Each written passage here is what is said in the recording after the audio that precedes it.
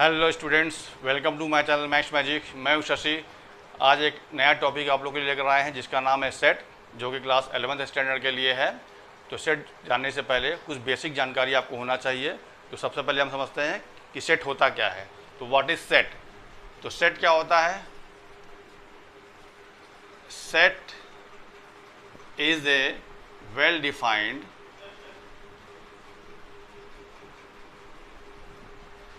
collection of objects। ठीक है, तो यहाँ पे वेल डिफाइंड का क्या मतलब हुआ कि जिस चीज़ का हम लोग कलेक्शन बना रहे हैं, मतलब जिसका हम सेट बनाने का प्रयास कर रहे हैं कि इस चीज़ को कलेक्शन किया जाए, तो वो आपका वेल डिफाइंड का मतलब ये है कि वो पर्सन टू पर्सन वेरी ना करे। ठीक है, जैसे कहा गया set of vowels, set of vowels. तो क्या होगा ये वॉवेल? क्या होता है? ए, ई, आई, ओ, यू। मतलब जो इंग्लिश अल्फ़ाबेट्स में जो 5 वॉवेल्स होते हैं वो क्या होते हैं? ए, ई, आई, ओ, यू। मतलब ये आपका पर्सन टू पर्सन वेरी नहीं करेगा, क्योंकि जिसको भी जानकारी वॉवेल्स की है वो हर केस में इसी को कहेगा कि हाँ यही वॉवेल्स है। तो ये आपका जब हम सेट बनाएंगे वॉवेल्स का, तो वो आपका वेल डिफाइंड है, इसका मतलब वो सेट कहलाएगा। ठीक है, और वेल डिफाइंड कब नहीं होगा? जैसे किसी चीज़ का मान लो कि हम पे टॉप 10 बैट्समैन को हम सेट बनाया जा रहा है, तो टॉप 10 बैट्समैन जो होंगे इन द वर्ल्ड में, वो क्या है कि मेरे हिसाब से कुछ और होगा, हो सकता है आपके हिसाब से कुछ और हो। तो कहने का मतलब यही सेट जो है टॉप 10 बैट्समैन का, हमारे हिसाब से कुछ और लिस्ट निकल के आ रहा है और आपके हिसाब से कुछ और लिस्ट निकल के आ रहा है, और कोई थर्ड पर्सन है उसके हिसाब से कुछ और आएगा। कहने का मतलब है कि टॉप 10 बैट्समैन का जो कलेक्शन होगा वो पर्सन टू पर्सन वेरी कर जाएगा। मतलब तब वो आपका वेल डिफाइंड नहीं हुआ, मतलब तब वो सेट नहीं कहलाएगा। तो मेन आपको ये समझना है कि जो कलेक्शन में जो हमारा सेट में जो एलिमेंट्स यूज हो रहा है वो पर्सन टू पर्सन अगर वेरी नहीं कर रहा है तब वो सेट कहलाएगा, अदरवाइज वो सेट नहीं कहलाएगा। ठीक है, ये तो हुआ सेट के बारे में। दूसरा चीज़ समझना है कि सेट को हम कैसे इंडिकेट करते हैं। सेट को हमेशा डिनोट करते हैं कैपिटल लेटर से। जैसे ए कोई सेट है, जैसे इसी को मान लिया गया सेट ऑफ वॉवेल्स, क्या होगा? ए, ई, आई, ओ, यू, और इसको हम लोग लिखते हैं हमेशा कर्ली ब्रेसेस में। ठीक है, और जो इसके अंदर यूज होता है, मतलब इसको हम लोग एलिमेंट्स या मेंबर्स कह सकते हैं। जनरली हम लोग एलिमेंट यूज़ करेंगे, एलिमेंट ऑफ सेट ए। ठीक है, तो एलिमेंट जो होता है वो हमेशा स्मॉल लेटर्स में यूज़ करते हैं। ठीक, और ये जो फॉर्म दिखा रहे हैं ये, और इसमें जो एलिमेंट्स है उसको हम लोग कॉमा से सेपरेट करते हैं, A comma E comma I comma O comma U. ठीक है, इस तरह से आपका सेट इंडिकेट किया जाता है। ठीक, अब जो है इसमें जैसे मान लो कोई वर्ड लिया गया स्कूल, सपोज करो ये स्कूल वर्ड है। ठीक है, अब कहा गया कि form A set with using the letters of word school. मतलब जो स्कूल में जो लेटर, वर्ड स्कूल में जो लेटर यूज हो रहा है उस लेटर का आपको बनाना है सेट। तो क्या हो जाएगा? जैसे उस सेट का नाम मान लो बी दे दिए, तो बी को हम लोग लिखेंगे कैसे? कर्ली ब्रैकेट में। तो क्या क्या यूज हुआ है? एस, सी, एच, ओ, एल, ये यूज हुआ है ना। लेकिन जब हम वर्ड में जो अगर लेटर रिपीट हो रहा है उसको हम लोग एक ही टाइम लिखते हैं, मतलब इसमें जो होगा कोई भी एलिमेंट्स रिपीट नहीं होगा। ठीक है, मतलब अगर रिपीट होता है तो उसको एक ही बार लिखा जाएगा। मतलब स्कूल वर्ड में जो लेटर यूज हुआ है उसका सेट क्या बन जाएगा? एस, सी, एच, ओ, एल। ठीक है, ये एस, सी, एच, ओ, एल ऐसे लिखें, चाहे इसमें ऑर्डर का मतलब नहीं है। अगर हम इसको ऐसे भी लिख दें तभी वो ठीक कहलाएगा, सही कहलाएगा। जैसे सी लिख दिए, एच लिख दिए, एस लिख दिए, ओ लिखिए और एल ऐसे लिखिए, तो ये भी सही है। मतलब कहने का है कि इसमें आपका ऑर्डर का कोई मतलब नहीं होता है, आप किसी भी ऑर्डर में लिख सकते हैं। बस ये है कि कर्ली ब्रेसेस में होना चाहिए और कॉमा से सेपरेट करना होना चाहिए। ठीक है, अब आपका हो गया। अभी हम कहे थे कि यहाँ पे स्मॉल लेटर यूज़ करते हैं, अभी आप कैसे कैपिटल यूज़ कर रहे हैं। तो चूँकि यहाँ पे स्कूल वर्ड में जो लेटर दिया वो कैपिटल में ही दिया हुआ है, इसलिए कैपिटल यूज हुआ है। अगर इसको हम स्कूल में अगर लिखा है तो अगर कोई बच्चा अगर मान लो कह रहा है कि नहीं वो स्मॉल में लिखा है, तभी वो गलत नहीं होगा। लेकिन चूंकि यहाँ पे हम देख रहे हैं स्कूल जो वर्ड दिया है उसमें सारे लेटर्स कैपिटल में यूज़ हुआ है, इसीलिए कैपिटल लेटर्स यूज़ किया गया। ठीक है, तो ये हुआ आपका सेट। और सेट को डिनोट कैसे करते हैं? हमेशा कैपिटल लेटर से करते हैं। उसके जो एलिमेंट्स या मेंबर्स होते हैं वो हमें हमेशा स्मॉल लेटर में करते हैं, और एलिमेंट्स को कॉमा से सेपरेट करके कर्ली ब्रेसेस में लिखा जाता है। ठीक है, अब इसके बाद जानना है, एक सिंबल आता है इसमें belongs and does not belongs. ठीक है, वो क्या होता है? देखिए, जैसे बिलोंग्स टू, जैसे एक सेट कोई लिया गया, सपोज करो एक सेट हम ले लिए कि 2, 6, 8, 10 कुछ भी ले लिए, ठीक है, ये सेट ले लिए, ठीक है। तो यहाँ पे बिलोंग्स टू और एक होता है डज नॉट बिलोंग्स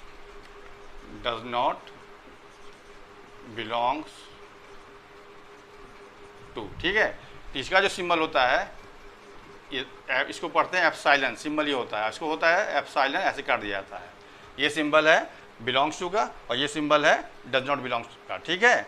जैसे कहा गया कि 5, तो 5 is does not belongs to A, मतलब 5 जो है इसमें नहीं है, मतलब 5 इसका मेंबर नहीं है। बिलोंग का मतलब क्या है कि जिसके बारे में बात कर रहे हैं वो उस सेट का मेंबर है या नहीं, अगर है तो बिलोंग्स टू होगा, अगर उसका मेंबर नहीं है तो वो डज नॉट बिलोंग होगा। तो 5 इस सेट में नहीं दिखाई दे रहा है, कहीं नहीं है, तो 5 डज नॉट बिलोंग्स टू ए, ठीक है। ये तो इसके बारे में हो गया। एंड ऐसे कर सकते हैं 8 बिलोंग्स टू ए, मतलब चूंकि 8 यहाँ पर है तो 8 बिलोंग्स टू ए। ये बात समझ में आ गई, बिलोंग्स टू क्या होता है, डज नॉट बिलोंग्स क्या होता है, ठीक है।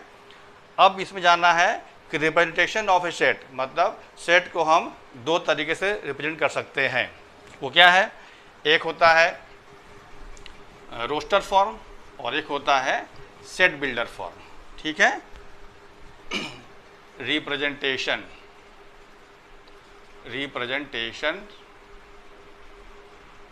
ऑफ अ सेट, ठीक। पहला क्या है, रोस्टर फॉर्म, रोस्टर और टेबुलर, ठीक है। और सेकंड क्या होता है, set builder form, set builder, ठीक है ना। ये 2 फॉर्म में हम लोग सेट को रिप्रेजेंट करते हैं, ठीक है। तो रोस्टर और टेबुलर फॉर्म का मतलब जो अभी बता रहे थे, कर्ली ब्रेसेस में लिखते हैं, कॉमा देके लिखते हैं, वही मेरा है रोस्टर फॉर्म, ठीक है। और सेट बिल्डर फॉर्म है कि सेट बिल्डर मतलब सेट को बनाने वाला फॉर्म, मतलब सेट बिल्डर देगा तभी आपका रोस्टर फॉर्म बनेगा।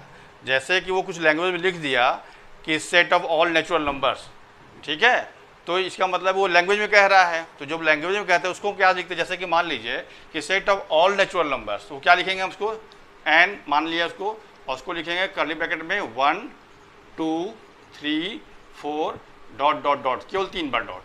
इसका मतलब है कि अप टू इन्फाइनाइट जाएगा वो। तो set of all natural numbers हो गया, क्योंकि नेचुरल नंबर क्या होता है, जो नंबर 1 से स्टार्ट होता है, काउंटिंग नंबर जो नंबर 1 से स्टार्ट, उसको नेचुरल नंबर बोलते हैं। तो 1, 2, 3, 4 एंड बहुत बच्चे और डॉट लगा देते हैं, केवल 3 डॉट लगाना है आपको। इसका मतलब ही हो गया कि ये अंत गया है, इसको कोई लिमिट नहीं है, ठीक है। अब इसी को हम अगर लिख सकते हैं सेट बिल्डर में, तो कैसे लिखेंगे, जैसे एन, ठीक है, इसको लिखते हैं कर्ली ब्रैकेट में एक्स सच दैट, मतलब कोलन का साइन है, इसको पढ़ते हैं सच दैट, तो x is a natural number, ठीक है, ऐसे लिखा जाएगा। तो ये हो गया सेट बिल्डर फॉर्म। इसको हम और ऐसे भी लिख सकते हैं, और एन, ठीक है, curly bracket x such that, नहीं इसका यही हुआ, अब इसे यही कह सकते हैं। और कुछ मान लो फॉर्मूला बनता है तो फॉर्मूला बना के अभी बताएंगे अब कैसे लिखते हैं।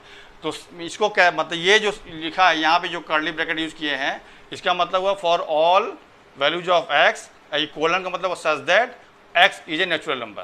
तो इसका जो सेट मतलब ये आपका हुआ सेट बिल्डर फॉर्म, और ये हो गया रोस्टर फॉर्म, ठीक है। तो 2 तरीके से हम लोग सेट डिफाइन कर सकते हैं कि जैसे आप सपोज करो कोई एक दिया हुआ सेट ऐसे दिया है, सपोज कीजिए कि एक सेट दिया है ए 2, 4, 8, ठीक है, 16, और इसके बाद मान लीजिए आपका 32 ऐसे दिया है मान लीजिए, ठीक है। तो ये आपका रोस्टर फॉर्म में दिया हुआ है। तो इसको हमको अगर लिखना है सेट बिल्डर फॉर्म में, तो क्या लिखेंगे हम लोग, जो नाम दिया तो वो लिखेंगे ही, ए नाम दे लिखेंगे, ठीक है। फिर कर्ली ब्रेसेस लगाएंगे ऐसे, फिर एक्स सच दैट। अब इसको आपको ध्यान से देखना होगा कि ये किस तरह से आगे बढ़ रहा है, मतलब इसमें कुछ रिलेशन है कि नहीं है, ध्यान दीजिए। तो 2 का स्क्वायर 4, 2 का क्यूब 8, 2 के पावर 4 16, 2 के पावर 5 32, मतलब क्या है कि 2 की पावर में आगे बढ़ रहा है, 1 2 3 करके आगे बढ़ रहा है। तो इसको ऐसे लिख सकते हैं, तो x is equal to n square, ठीक है, सॉरी 2 की पावर n, ठीक है, where n belongs to natural number. ये क्लियर हुआ यहाँ तक?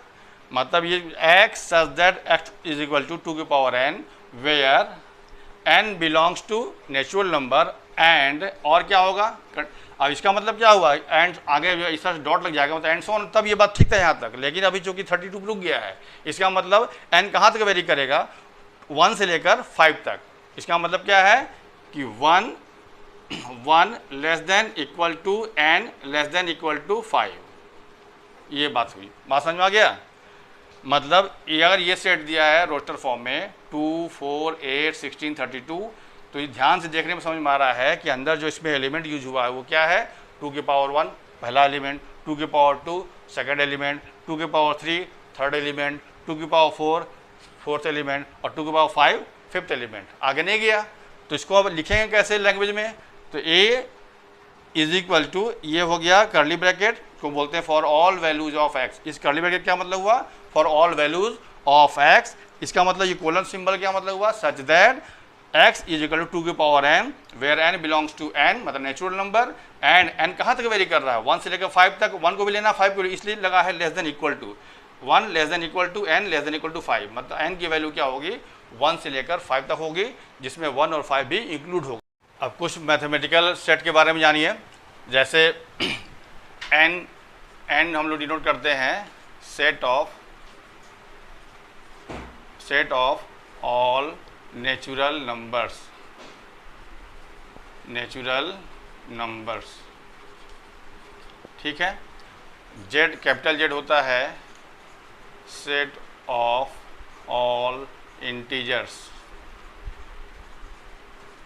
ठीक है। r क्या होता है, set of all real numbers, ठीक है। इसी तरह से q होता है, q कैपिटल Q क्या होता है, set of all rational number,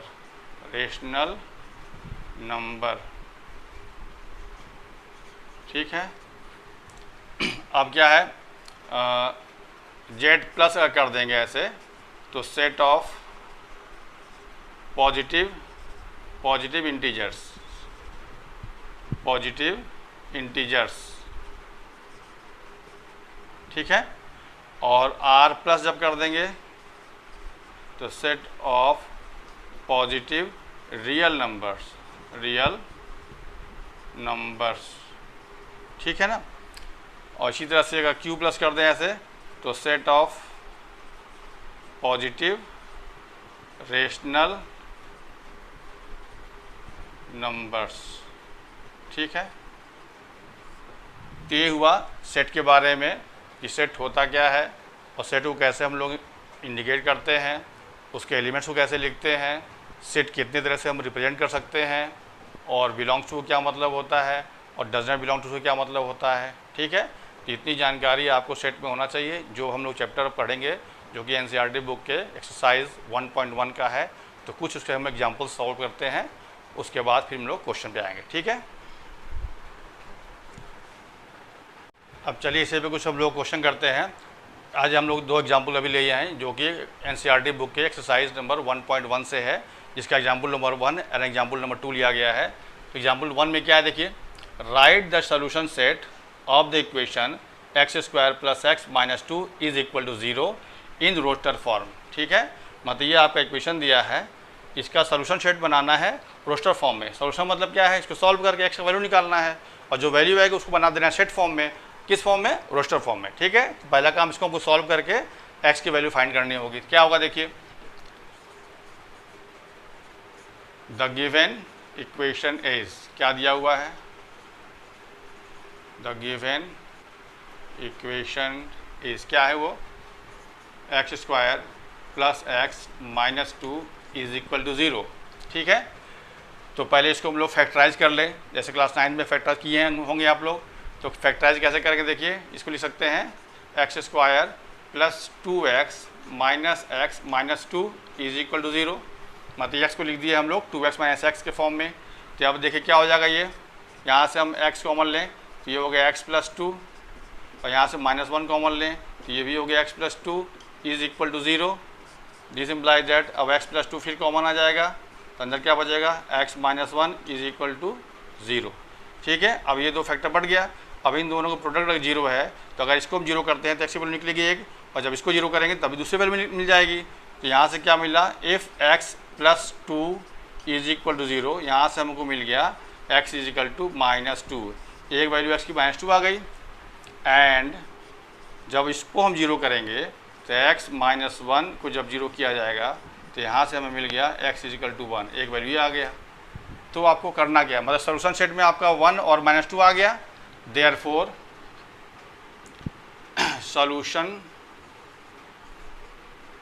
solution set of a given equation, ठीक है, is written in roster form as, क्या लिख सकते हैं, चूँकि सोल्यूशन सेट है तो उसका नाम दे दिया कैपिटल S। अब रोस्टर फॉर्म को कैसे लिखते हैं, हमेशा कर्ली ब्रैकेट में लिखते हैं, और जो आता है वैल्यू में जो एलिमेंट हो जाता है और उसको लिखा जाता है कॉमा देकर। तो एक 1 है, एक -2 है, तो 1, -2, ये इसका आंसर हो गया। समझ में आ गया, मतलब इस इक्वेशन का जो सोल्यूशन सेट होगा रोस्टर फॉर्म में वो क्या होगा, कर्ली ब्रैकेट्स में होगा 1 एंड -2 कॉमा देके। ठीक है, ये पहले का आंसर हुआ। अब दूसरा एग्जाम्पल क्या कह रहा है, देखिए, write the set x such that x is a positive integer and x square less than 40 in the roster form। मतलब ये आपका एक दिया हुआ सेट बिल्डर फॉर्म में दिया है। तो सेट बिल्डर फॉर्म मतलब भी हुआ कि सेट को बनाने वाला फॉर्म, तो इसको पढ़ के हमको सेट बनाना है। तो रोस्टर फॉर्म मतलब इस फॉर्म में लिखना है। तो आपका मतलब यहाँ पे क्या मतलब हुआ इसका, इस करने का मतलब क्या हुआ, for all values of x such that x is A positive integer and x square less than 40। मतलब हमको अब x की वैल्यू निकालनी होगी जो कि इस कंडीशन को सेटिस्फाई करे। तो x का वैल्यू क्या है, पॉजिटिव इंटीजर है, पॉजिटिव इंटीजर मतलब पॉजिटिव वैल्यू होगी, इंटीजर मतलब पॉइंट में नहीं होगा। अब यहाँ पर x square is 40 less than 40 है, मतलब x का ऐसा वैल्यू होना चाहिए स्क्वायर करने पर कि वो 40 से कम आए। तो क्या क्या होगा, देखिए 40 से कम का मतलब क्या हुआ, एक 1 हो सकता है, दूसरा का हम 2 लेंगे तो 2 का स्क्वायर 4 होगा, वो भी कम है इससे। जब तीसरा वैल्यू हम 3 लेंगे तो वो 3 का स्क्वायर 9, अभी 40 से कम है। जब हम फोर्थ वैल्यू 4 लेंगे, 4 का स्क्वायर 16, वो भी 40 से कम है। फिर जब हम 5 लेंगे तो 25 इसका स्क्वायर आएगा जो कि 40 से कम है। फिर अगर हम 6 लेंगे तो हो जाएगा 36 जो 40 से कम है। अगर हम 7 लेंगे तो हो जाएगा 49 जो कि 40 से ज़्यादा हो गया। तो ये वाला वैल्यू आपको नहीं लेना है, मतलब x की वैल्यू पॉजिटिव, चूँकि इसके पहले निगेटिव आएगा तो स्क्वायर करने पर वो 40 से कम आएगा, लेकिन हमें बोल रहा है कि x पॉजिटिव होना चाहिए, मतलब इसके पहले नहीं जाना है। ठीक है, तो x का वैल्यू क्या मिला, 1, 2, 3, 4, 5 एंड 6 मिला, जो कि इस गिवन कंडीशन को सेटिस्फाई कर रहा है। ये बात समझ में आ गया। इसका मतलब क्या हुआ, क्या मतलब हुआ इसका, जो रोस्टर फॉर्म में इसका होगा, अगर इस सेट को हम लोग कुछ नाम दे दें, जैसे ए नाम दे दिया गया, तो this set given set is written in roster form is क्या होगा, a is equal to 1, 2, 3, 4 and 5 and 6। ये इसका आंसर हो गया।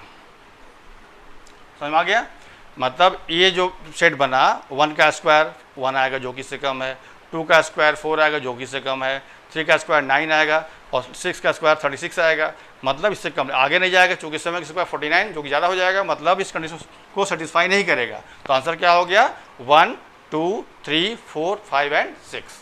ठीक है, नेक्स्ट 2 एग्जाम्पल और देखिए, जो example number 3 and example number 4 लिया गया है। क्या है, पहले एग्जाम्पल 3 में देखिए, राइट द सेट ए क्या दिया हुआ है, 1, 4, 9, 16, 25 एंड सो ऑन। ठीक है, इन सेट बिल्डर फॉर्म। ठीक है, तो इसको हमको, ये तुम्हारा रोस्टर फॉर्म में दिया है, उसको हमको सेट बिल्डर फॉर्म में कन्वर्ट करना है। तो क्या हो जाएगा, देखिए, द गिवन set is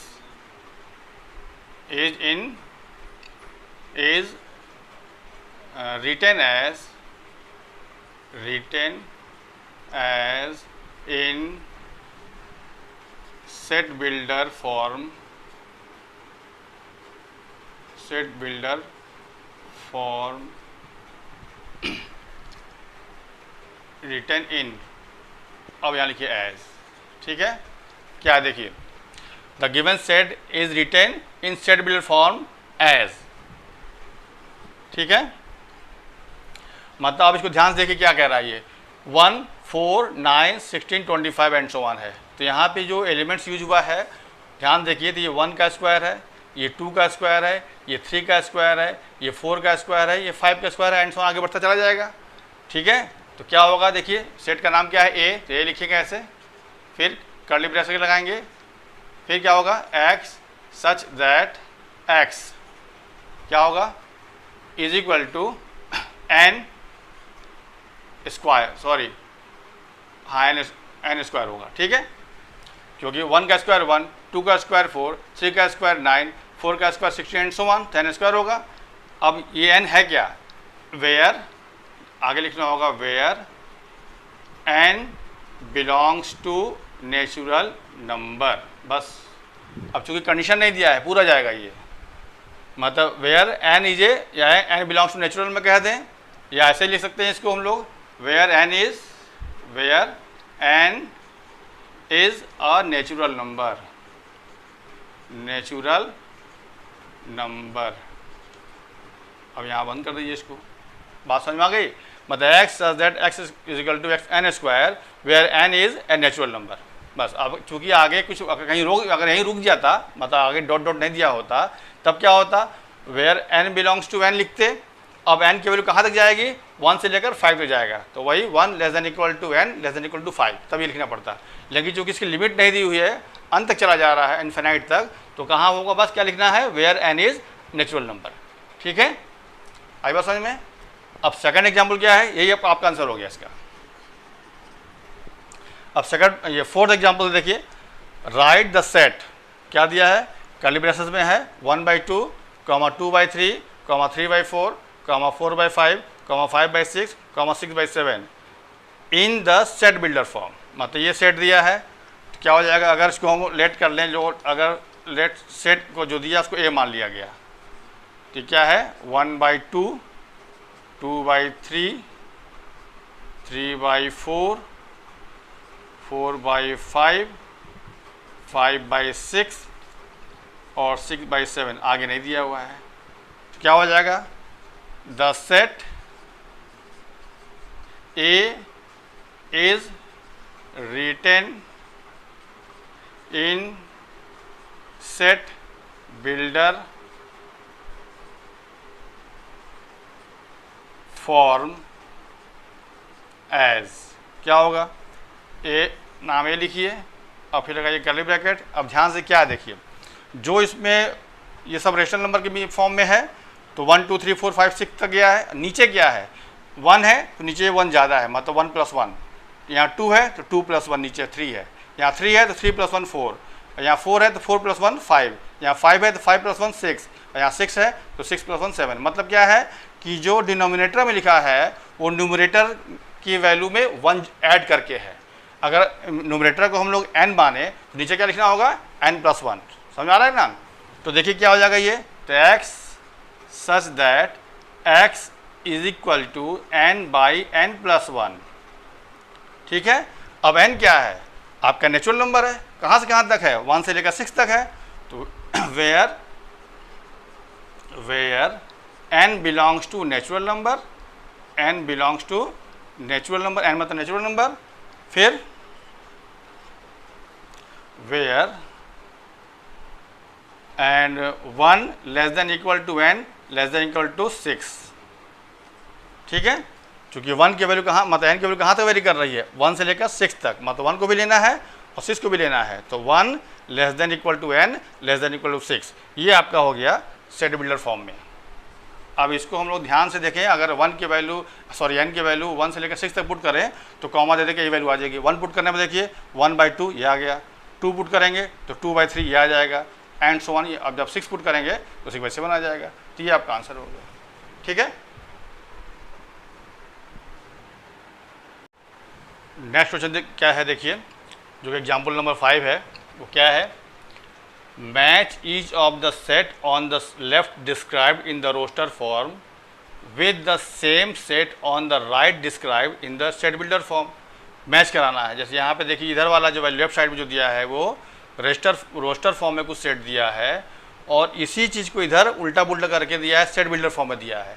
तो जो जिसके साथ सूट करता है, मतलब जो जिसका यह रोस्टर फॉर्म में है, तो इस सेट का सेट बिल्डर फॉर्म क्या होगा उससे मैच कराना है। ये रोस्टर फॉर्म में है तो इसका सेट बिल्डर फॉर्म में क्या होगा, इधर कहीं दिया होगा उसको मैच कराना है। इसका भी दिया ऐसे ही दिया है, मतलब इधर वाले से इधर वाले को मैच कराना है कि किसके लिए कौन सा रोस्टर फॉर्म से सेट बिल्डर फॉर्म बन रहा है और जो सही है उसको मैच करना है। ठीक है। अब देखिए पहला क्या है, प्रिंसल लिखा हुआ है, PRINCAL लिखा है, तो सीधा सीधा दिख रहा है जो कि इसमें जो लेटर्स यूज हुए हैं वो क्या है, PRINCAL है। मतलब ये किसी ऐसे वर्ड का सेट है जिसमें ये लेटर आता होगा। साफ साफ दिख रहा है, देखिए X such that X is a letter of the word principal. तो प्रिंसिपल में कौन कौन सा लेटर यूज हुआ है, P जो यहाँ पे है देखिए, फिर R यूज हुआ है वो भी यहाँ पर है, फिर I यूज हुआ है वो भी यहाँ पर है, फिर N यूज हुआ है वो भी देखिए यहाँ पर है, फिर C यूज हुआ है वो भी यहाँ पर है। अब फिर उसके बाद देखिए P, चूँकि I और P दोबारा आ गया उसमें नहीं लिखा गया, मतलब ये रिपीट हुआ है, I और P रिपीट हुआ है इसलिए नहीं लिखा गया। ठीक है। अब A रिपीट नहीं है, फिर ये देखिए तो A लिखा गया और L लिखा गया, मतलब ये वाला इससे मैच कर जाएगा। ठीक है। तो इसका आंसर ऐसे लिख सकते हैं आप, मैच करा के लिखिए तो 1 मैच करेगा D से। ठीक है, समझ में आ गया। अब देखिए 0 है, मतलब एक ही एलिमेंट है जो कि 0 है, तो यहाँ पे देखिए कैसे क्या होगा। हाँ देखिए इसको सॉल्व करें, अगर x such that x is an integer and x + 1 is equal to 1 लिखा हुआ है, तो x + 1 इज इक्वल टू 1 जब करेंगे तो x इज इक्वल टू क्या होगा, 1 - 1, तो x इज इक्वल टू क्या आ गया, 0 आ गया। मतलब ये वाला जो सेट बिल्डर फॉर्म दिया है इससे हमारा x के वैल्यू 0 मिल रहा है, तो इसका जब रोस्टर फॉर्म बनेगा तो क्या बनेगा, 0 ऐसे बनेगा ना। तो ये इससे मैच कर रहा है तो ये आपका इससे मैच कर जाएगा, मतलब क्या हुआ, सेकंड वाला मैच करेगा C से। समझ में आ रहा है। अब देखिए ये क्या है, 1 2 3 6 9 18, यहाँ पे क्या देखिए, हाँ ये है देखिए x such that x is A positive integer and is a divisor of 18, मतलब x जो है वो पॉजिटिव इंटीजर भी है और डिवाइजर ऑफ 18 है। मतलब जो इसमें लेटर जो इसमें आपका जो इसमें वैल्यू यूज होगा, जो इसमें आपका अंक यूज हुआ है वो क्या है, 18 का डिवाइजर है। तो 18 डिवाइजर क्या होगा, मतलब ऐसा न्यूमेरिक वैल्यू जो कि 18 से डिविजिबल, मतलब 18 उससे कट जाए। तो 1 कटेगा, 2 से भी कटेगा, 3 से भी कटेगा, देखिए 1 से कटेगा, 2 से भी कटेगा, 3 से भी कटेगा, 6 से भी कटेगा, 9 से भी कटेगा, 18 से भी कटेगा, मतलब 18 का डिवाइजर ये होगा। अब इसके जो छूटा है चेक कर लीजिए, 4 से 18 कटेगा, नहीं कटेगा, 5 छूटा है 5 से 18 कटेगा, देखिए नहीं कटेगा, 7 से भी नहीं कटेगा, फिर आगे 10 10 और 8 सब किसी से नहीं कटेगा। मतलब ये जो आपका न्यूमेरिक वैल्यू यूज हुआ है 1 2 3 6 9 18, ये आपका 18 का डिवाइजर है, मतलब थर्ड वाले के लिए मैच करेगा इससे, A से। तो इसका आंसर क्या होगा, थर्ड को मैच कराना होगा आपको A से। ठीक है। अब ऐसे क्वेश्चन में जब 3 आपका मैच कर गया, जो बचा उसी से मैच करेगा। तो जो बचा क्या, ये वाला देखिए, चेक भी कर सकते हैं, ये वाला वैल्यू क्या है, x² - 9 इज इक्वल टू 0 है, तो इसको लिख सकते हैं x - 3 एंड x + 3 लिख सकते हैं ऐसे। जब इसको 0 करेंगे तो वैल्यू क्या आएगी, 3 आएगी, और जब इसको वैल्यू 0 करेंगे तो क्या आएगा, -3 आएगा। तो क्या मिल गया, -3 और 3 मिला जो यहाँ पे लिखा है। ठीक है। तो ये आपका मैच करेगा B से। तो इसका क्या हो गया, फोर्थ वाला मैच कर गया B से। तो ये आपका आंसर हुआ, मतलब इधर आपका दिया था रोस्टर फॉर्म में और इधर उल्टा पुल्टा करके दिया था सेट बिल्डर फॉर्म में। आपको चेक करके कि किसके लिए आपका सेट बिल्डर फॉर्म इधर आपका मैच कर रहा है, उससे मैच कराना था। तो ये आपका 1 का D, सेकंड का C, थर्ड का A और फोर्थ का B। ठीक है।